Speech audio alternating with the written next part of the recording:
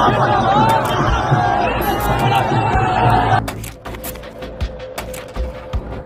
हां दोस्तों, अचानक राहुल गांधी की गाड़ी के सामने आ गए बीजेपी वाले। लाठी तान कर करने लगे गुंडई, कांग्रेसियों ने रेल दिया।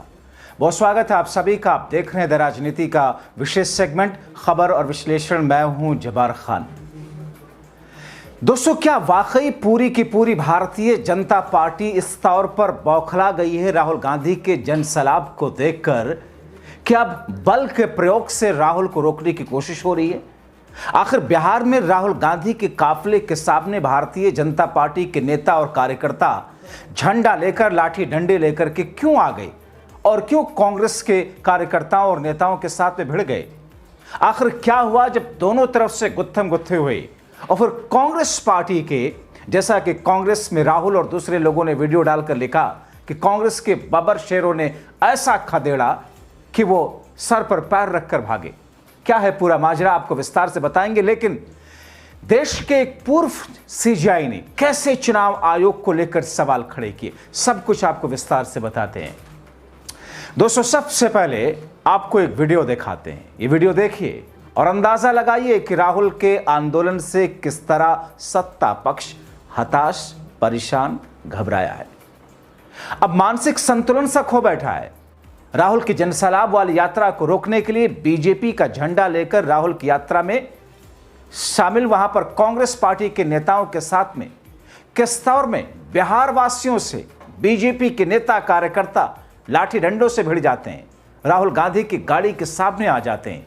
आप देखिए इस 40 सेकंड के इस वीडियो को, किस अंदाज में झंडा लेकर, लाठी डंडे लेकर के कांग्रेस के नेताओं के साथ, कार्यकर्ताओं के साथ गुत्थम गुत्था होने की कोशिश करते हैं।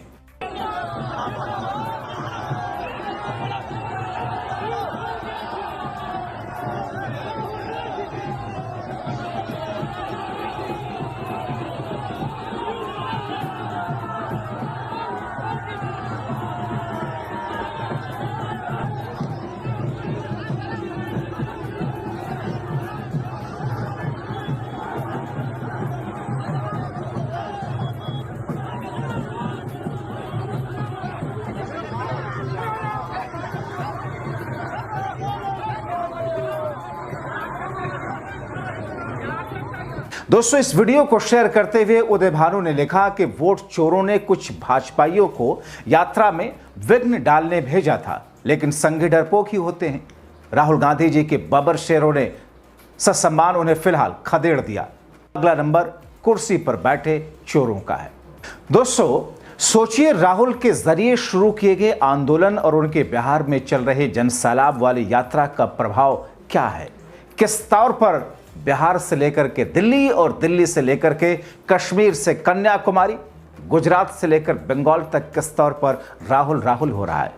दोस्तों, जो जनसैलाब की तस्वीरें आप देख रहे हैं इस वक्त अपनी स्क्रीन पर, अगर इस वक्त सीधे से मीडिया निष्पक्ष तौर पर सिर्फ तस्वीरों को दिखा दे कि राहुल गांधी की देखिए ये तस्वीरें, ये जनसैलाब देखिए, सिर्फ उनके विजुअल दिखा दे तो सरकार की सिट्टी पिट्टी गुम हो जाएगी।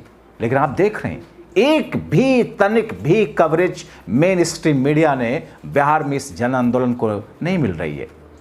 मगर सोशल मीडिया का जमाना है, खबरें तो सब तक पहुंचती हैं।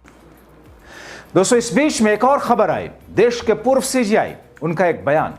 पूर्व सीजीआई या संजीव खन्ना, ये वही है जिन्होंने वक्फ पर रोक लगा दी थी, पहली हियरिंग में स्टे दे दिया था, जिसके बाद बीजेपी के नेताओं ने सुप्रीम कोर्ट को सुप्रीम कोर्टा तक कह दिया था।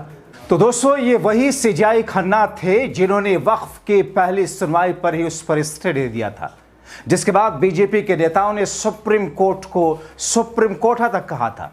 और ये वही पूर्व सीजीआई खन्ना है जिन्होंने सीजीआई बनते ही कहा था कि वो रिटायरमेंट के बाद कोई पद नहीं लेंगे। अब उन्होंने कहा कि चुनाव आयोग को असीमित शक्तियां नहीं मिलनी चाहिए।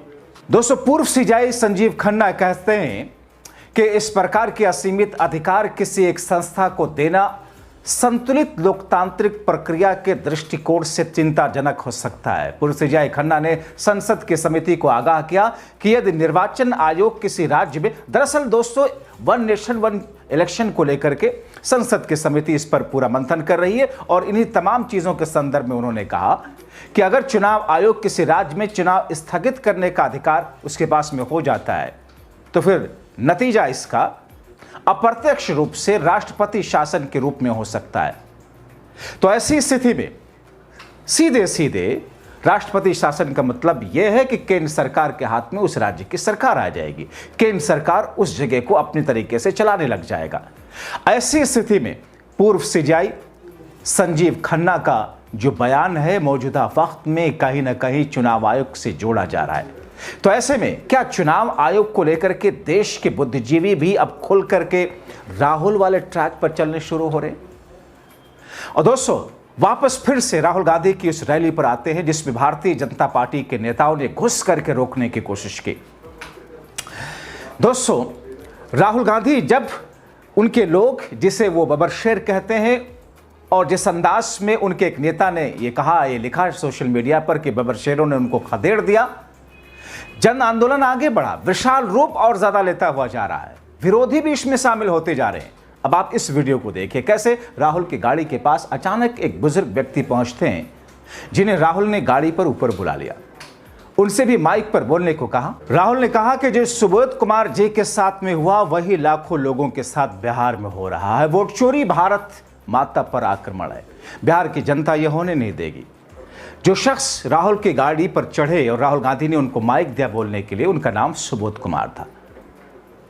वो कहते हैं कांग्रेस पार्टी ने लिखा है इसको कि सुबोध कुमार ने बताया कि मेरा नाम वोटर लिस्ट से काट दिया गया, मैं 2024 के लोकसभा चुनाव में मैंने वोट किया था। इतना ही नहीं, मैंने लोकसभा में पोलिंग एजेंट के तौर पर भी भूमिका अदा की थी, उसके बाद भी मेरा वोट काट दिया गया। जनता को बताओ आपके साथ क्या हुआ? मेरा नाम वोटर लिस्ट में काट दिया गया है और मैं अगला लोकसभा में भी वोट दिया हूं और पोलिंग एजेंट रहा हूं। बोलो बोलो बोलो। तो मैं लोकसभा में पोलिंग एजेंट भी था और मेरा नाम सुबोध कुमार, पिता से स्वर्गीय श्यामली सिंह हुआ। मैं महरथ ग्राम का निवासी हूं, खेती करता हूं। ऐसे बिहार में लाखों लोग हैं जिन्होंने वोट दिया, वोटर लिस्ट में नाम था और उनका नाम वोटर लिस्ट से काट दिया गया। भाई और बहनों, इलेक्शन कमीशन और बीजेपी के बीच में पार्टनरशिप चल रही है। ये मिलकर वोट चोरी कर रहे हैं। इस बात से आप सहमत हैं? बिहार इस बात से सहमत है? यह आपका अधिकार है, संविधान आपको यह देता है, इसके लिए आप लड़े हो, आप मेहनत करते हो और ये नरेंद्र मोदी, अमित शाह और इलेक्शन कमिश्नर मिलकर आपसे छीन रहे हैं। और मैं, तेजस्वी और यहां जो बाकी नेता खड़े हैं, हम उनसे कहना चाहते हैं कि हम आपको बिहार का एक वोट नहीं चोरी करने देंगे, एक वोट नहीं चोरी करने देंगे। दोस्तों अब आपको बिहार के गरीब पिछड़े घरों के बेटियों की एक झलक दिखाते हैं, जहां बच्चियां घरों से निकलकर राहुल की एक झलक पाने के लिए घंटों से खड़ी हुई थी, मगर वो कह क्या रही हैं, सुनिए और अंदाजा लगाइए। आप लोग सब यहाँ क्यों आए हो? राहुल गांधी की तरह। आप सब आए हो? हाँ? सुने कि राहुल गांधी आने वाला है, इसलिए भाग के हम लोग सब चलाए। अच्छा, अगर राहुल जी मिलेंगे तो क्या कहोगे? तो क्या कहेंगे? कहेंगे कि अपना पूरा इंडिया संभाल के रखो और देश से आगे चलाइए। आगे चलाएंगे। आप अंकल जी किस लिए आए हैं? संविधान की सुरक्षा के लिए जी।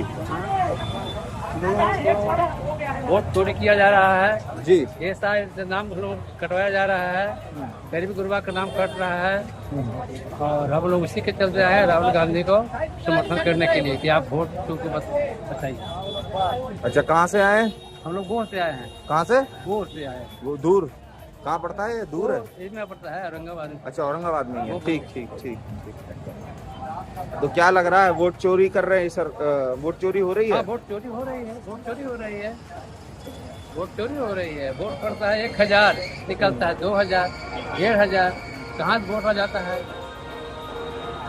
तो जाहिर तौर पर जिस दशा और दिशा की झलक इस वक्त इस जन आंदोलन के जरिए जिसमें जनसैलाब संवरता हुआ दिख रहा मिल रहा है, उससे लाजिम है कि दिल्ली से लेकर के बिहार तक किस अंदाज में हलचल होगी और इसका प्रभाव दिल्ली की सत्ता पर किस तौर पर पड़ेगा।